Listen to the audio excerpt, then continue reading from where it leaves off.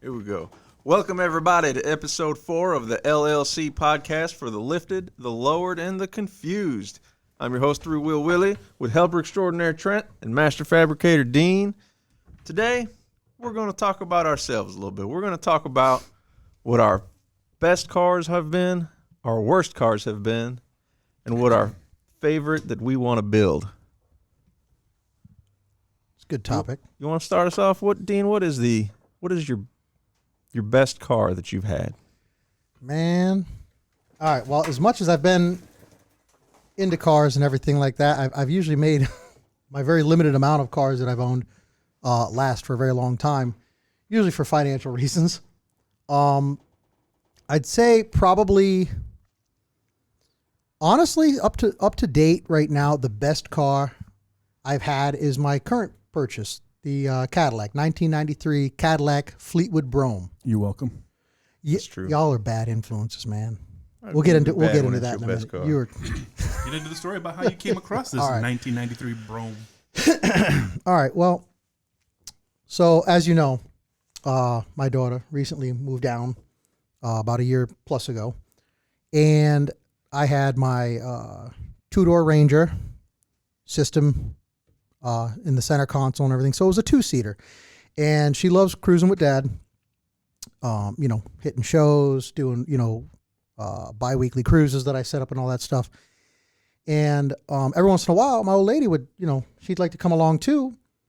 And what it boils down to is one of the evenings I was getting set up to do a cruise.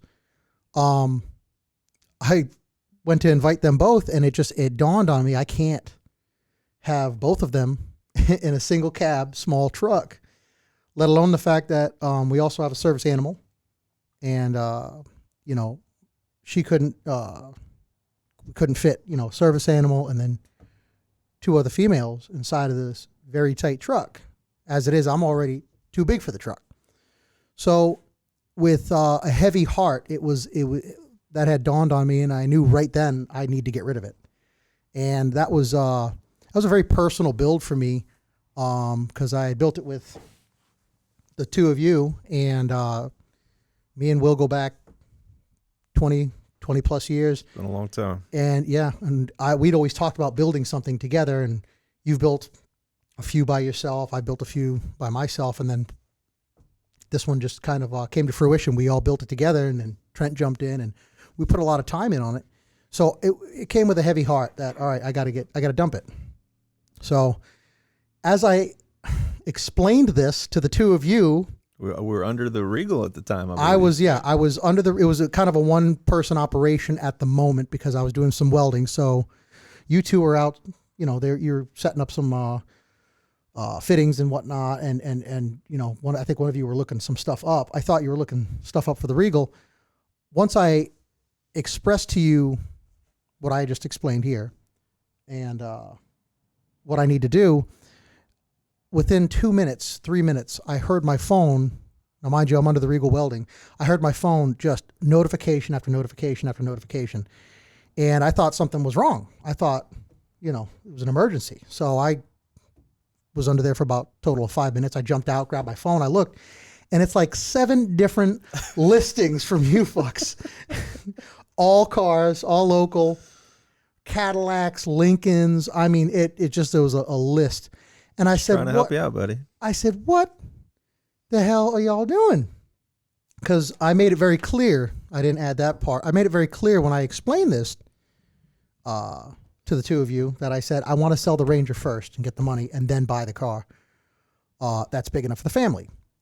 And you both looked at me and said, you need to go back to work. You're welding. We're researching. And of course, you'd come across such a good deal. Such a square deal on a 93 Fleetwood Brougham, and I knocked it down. I shaved it down $2,000. This thing was, I'd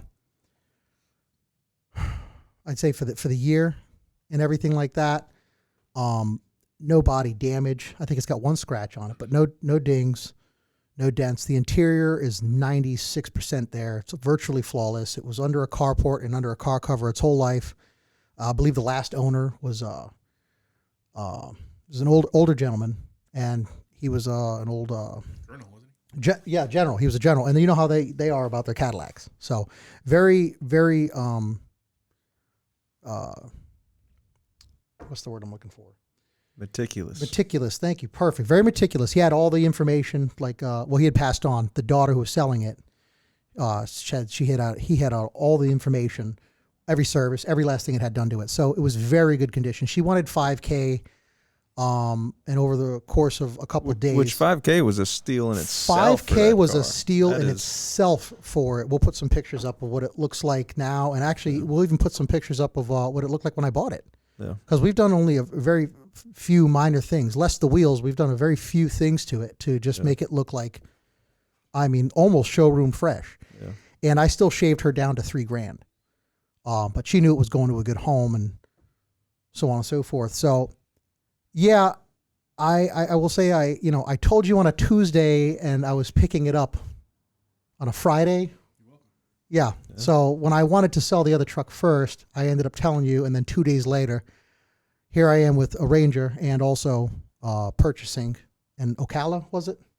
Yeah, we drove up to Ocala to pick it up. Yeah, and purchasing a Cadillac. So, but yeah, back to the topic. So that's how I came across it. But I have to say, honestly, that's one right now that it's so far, it's on my top list of like, if you want to call it best or favorite, however we want to classify that. So I love it. So the Fleetwood's your favorite.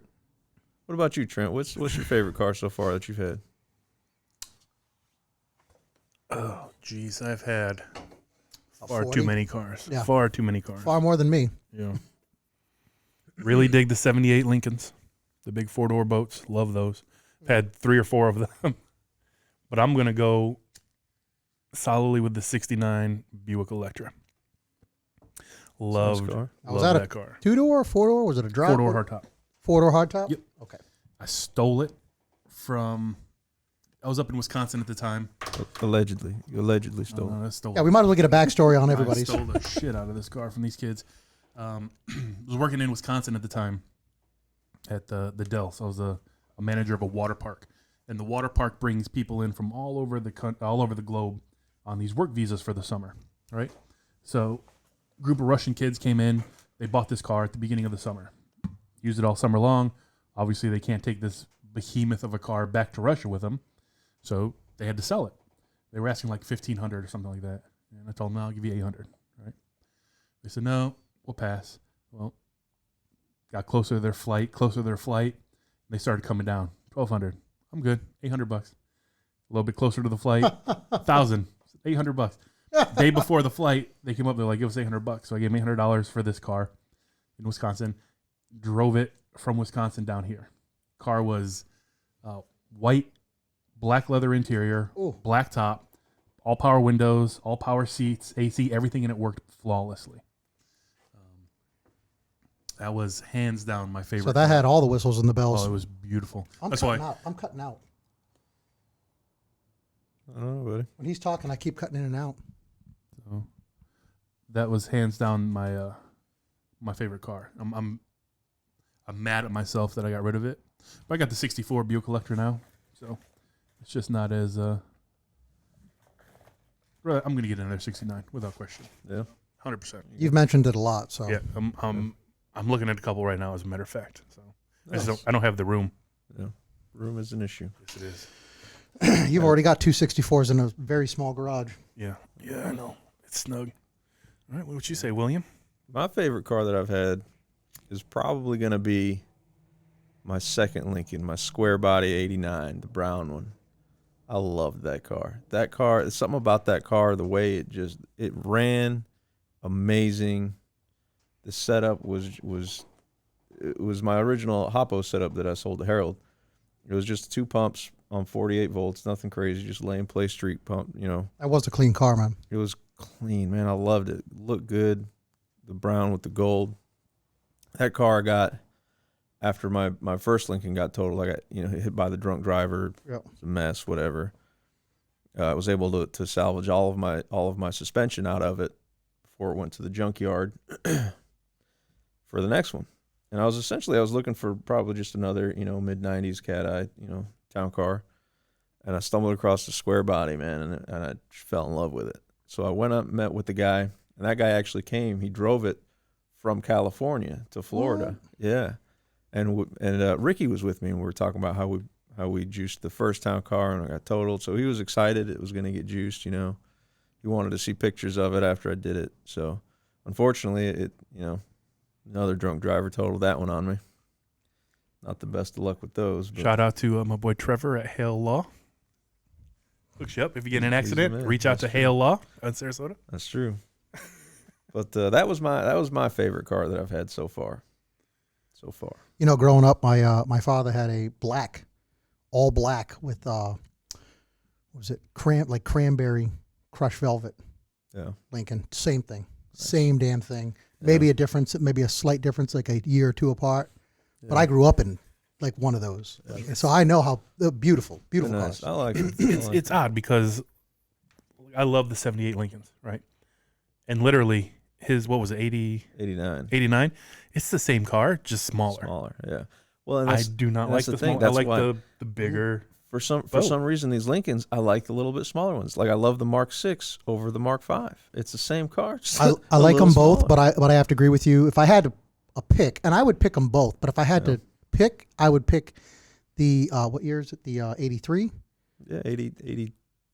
Was it 80 to 83 or 81 to 83? I believe it's 80 to 83. Yeah. It more aesthetically, it looks better, and the sizes are more appropriate. It looks proportional. Thank you. Proportional. It looks far more proportional. Correct. Yeah, I like them. But on the flip hand, let me talk about the worst car I've ever had. Dean, you know this car. I don't think you saw this one, Trent. I had a 93 sedan DeVille, right? It was one of the first cars that I got after only having motorcycles for 5 years, right? I needed another car. That was getting tired of getting rained on every summer, almost every day. You know, I needed a car. So I bought this sedan DeVille, 93, right, just to get me around. And this thing came from Iowa, and it was rusty.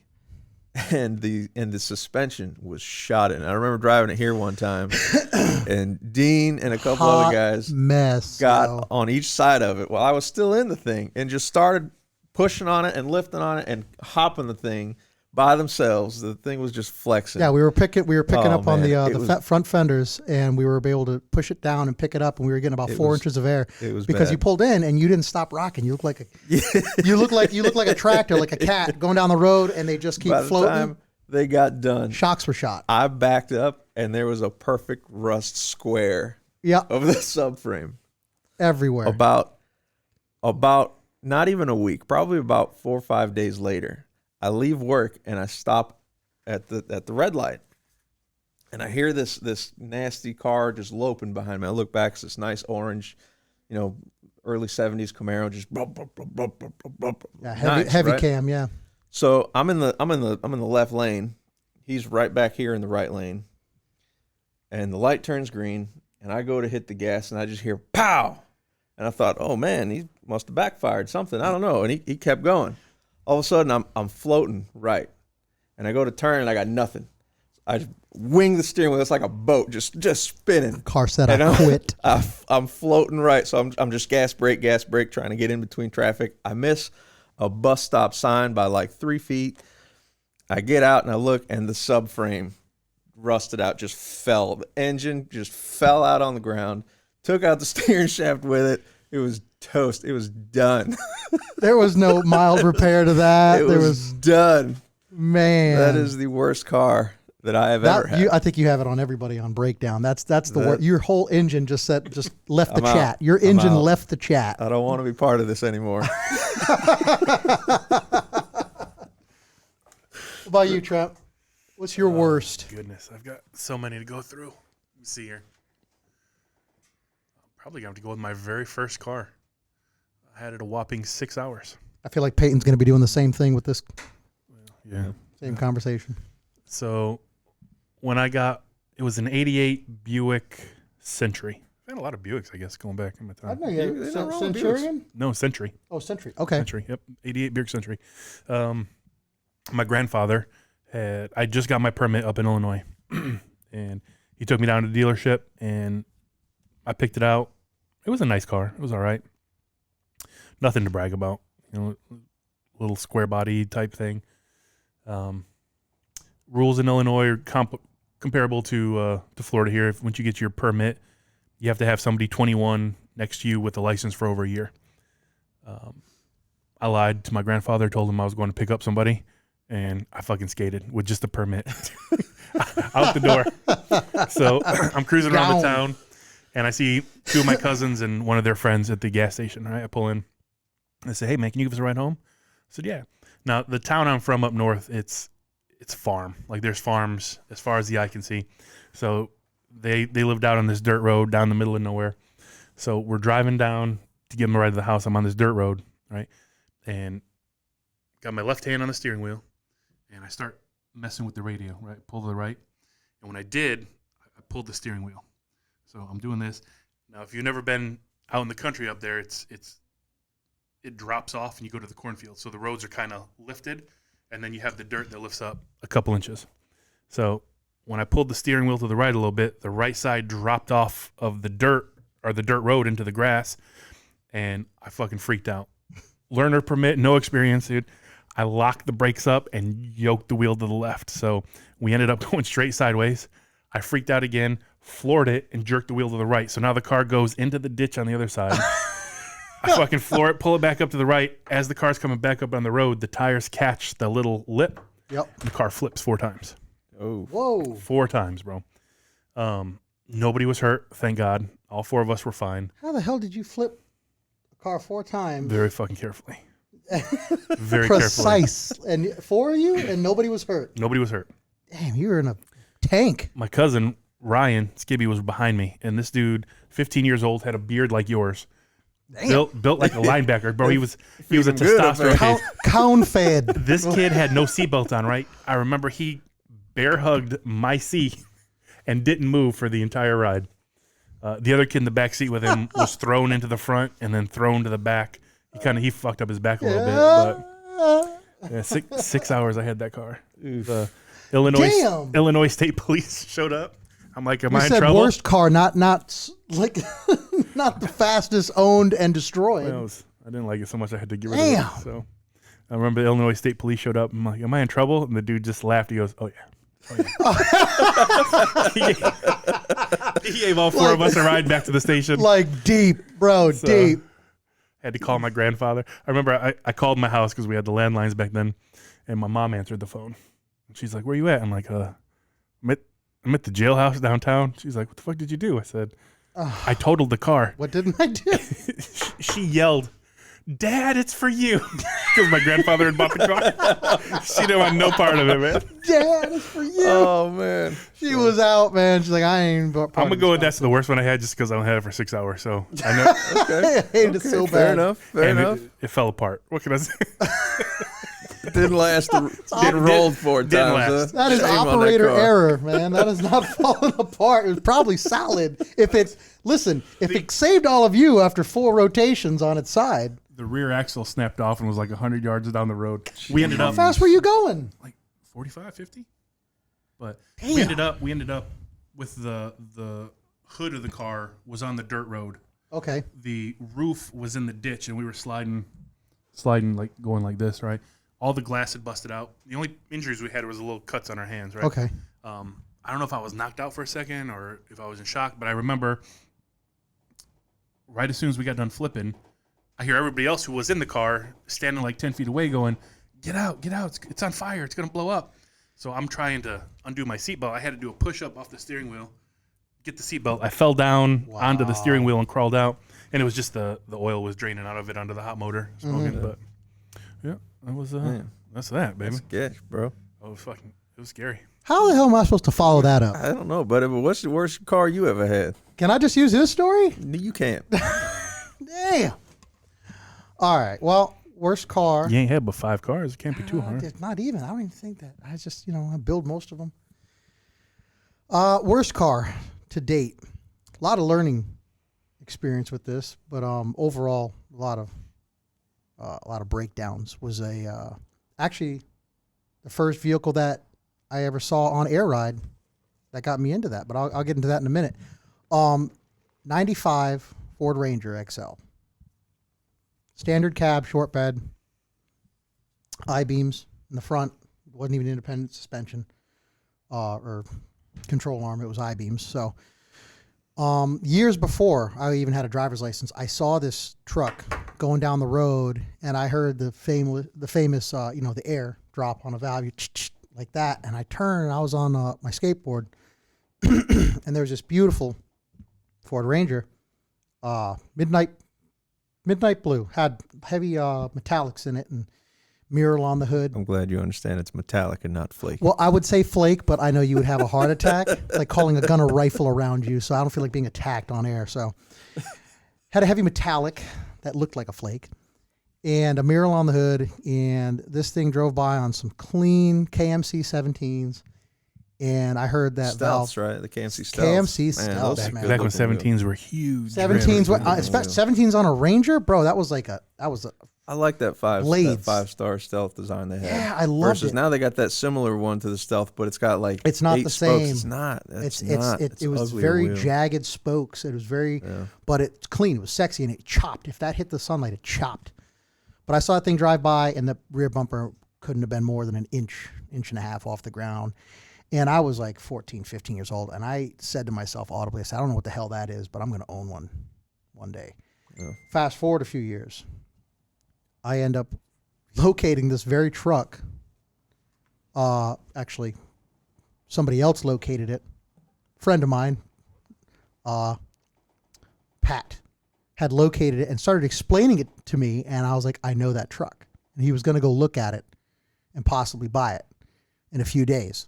So me being the good friend I am, I went and looked at it the next day. And, because he told me the location, and sure as shit, it was in somebody's front driveway, laid out under a tree, very tired looking. Mind you, this is years later. And I ended up coming up off that, for like $2,500. I got it. My father went for a test drive with me in it, and I'm hitting the switches. What the fuck is this contraption? Like, if you really want it, all right, get it. So I ended up getting it, and steadily. It was an older build, but it was poorly done. The paint was nice, the mirror was nice, the wheels were nice, so on and so forth. But the build itself, the front suspension, Christ, it might as well have been bicycle tubing. I was at a Sonic one time, and I went to raise up and head out, go cruising with some homeboys, and I raised that thing up, and it was at 180 psi, and it jumped up. And right front jumped up, and the right front dropped down. But you didn't hear any air evacuate the system. Like, what the hell? So I raised it up a little bit more. It went up a little bit, and it just kind of kept sagging down to the right. And I popped the hood, and the upper bag bracket had snapped. And there was like 2 little chintzy welds that were just kept, every time I hit the switch, it just kept bending and bending. So it was about 2 inches off the ground. I had to limp that thing home. But luckily, I was only down the road, 2 miles maybe. And I limped it home, and there in the driveway is where she sat till I fixed it. And, I can go into multiple other stories of, the valves, just, the way they were mounted to the back. All of a sudden I'm driving down the road and somebody's pointing to the back of my truck, and there's sparks flying, and it's 2 airlines holding 4 valves just dragging on the road behind me. And just so many learning curves with that. But that, I would say it was fun, but it was probably the worst vehicle choice on my behalf. And again, I was green though at the time, so I didn't know what I was getting into. So now that we've talked about our best cars and our worst cars, what would if you could build any car, what would it be? Man, I'm like Jay Leno, except I don't have champagne taste with a champagne budget.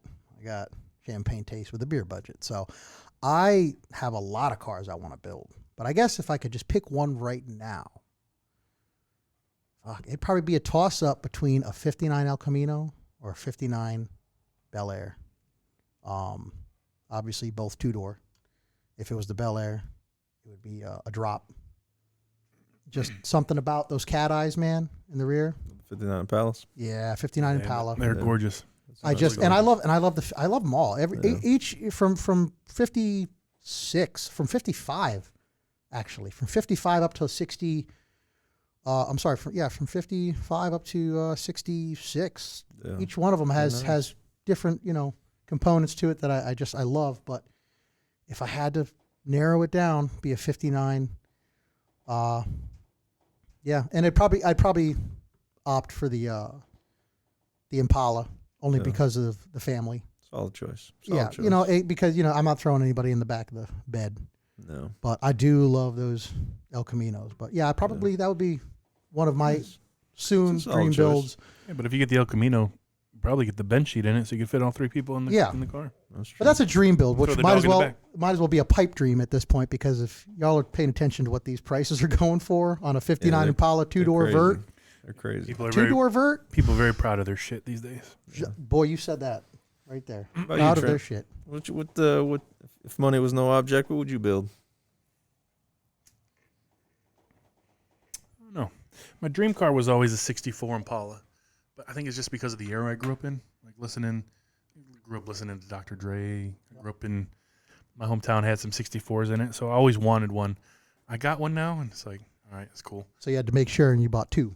No, I got one Impala and then one. Yeah, I know. The Buick. So. Yeah, you said, all right, maybe I get another 64. 64 gang, you know. 64 gang, for real. I'm gonna have to say I'm going back to the 69 Electra. I really am. Another one? I do want another one. I will build another one. 64 was my dream car. Mhm. The 64 Impala was my dream car. I got it, and just it's cool. It's beautiful. Yeah. Just not impressed with it. Like Yeah. you get an old Buick, everything's power windows, power seats, and that's like all those Electras came that way. Like my 64 Impala, I got like 6 fucking handles. Got to open up the vent windows, my windows, the back windows. It takes me an hour to roll down all the windows. It's funny. It's funny that you say 59 and you say Buick, because I am a combination of both of you guys. So much like you, I've got the 64 Impala, and I was never a 64 fan. When it came to Impalas, I was either usually a 59 or a 62. I love the deuces. Both solid choices. Can't go wrong with them. Yeah. Can't go wrong with any Impala. But if any 60s Impala. Yeah. I But was if, going to say, wait, some of them look like imports now. right, yeah, the Impala it fell in my lap. It was a good deal. It worked out. But if I could build anything, it would be a 59 LeSabre drop. Ooh. I love those cars. 2-door drop LeSabre, huh? They just look And that's angry. the year that I love 'em. 58 had the headlights that were 59. One up real quick. No, that's what I'm saying. 58 had the headlights that were 60 had the horizontal. Straight head. 60 had the straight head. Okay, 60. My bad. 60, and the 59 has the slash eyes. Essentially, they have a hard cut. Oh, It makes the whole car look angry. Yeah. Yeah, Beautiful car. I Beautiful love those car. cars. You get a nice 2-door drop. Oh man, I don't think I've ever heard you mention that car before. Oh yeah. it's because He's mentioned it to me a handful of times. We've had that discussion. you can see it. It's a nice car, man. I love those. Oh yeah. Money was no object. Oh, dude, one of those in a drop. Oh yeah, look at this. Imagine that just laid out. I'll put a picture of one of these up for you guys. But yeah, Beautiful, man. You know? I've only been in the presence of one that was being worked on at a speed shop that I was at. Yeah, I've the guy- seen a couple, man. Oh, It's huge just- cars. I love 'em. Huge cars. Yeah, something about them. Which brings me back to my Cadillac. That's just 18 foot 9 inches long. I think actually, out of all of us, with all the vehicles that are owned between all of us, I still think I'm It's a big car. the longest car. I think your what is it? The Buick is 1.5 inches shorter than mine. Yeah, roughly right around there. But if We when got it's some laid big out, cars, when man. it's laid out right next to it, it doesn't look. It don't look well because it's doesn't look shorter. Well, that'll conclude episode 4 of the Lifted and Lowered podcast. You got to know us a little bit, what we like to drive. Let us know what you like to drive. Let us know if you want us to talk about anything. Like always, don't forget to like, share, and subscribe. Hit the little notification bell, and we'll catch you on the next one.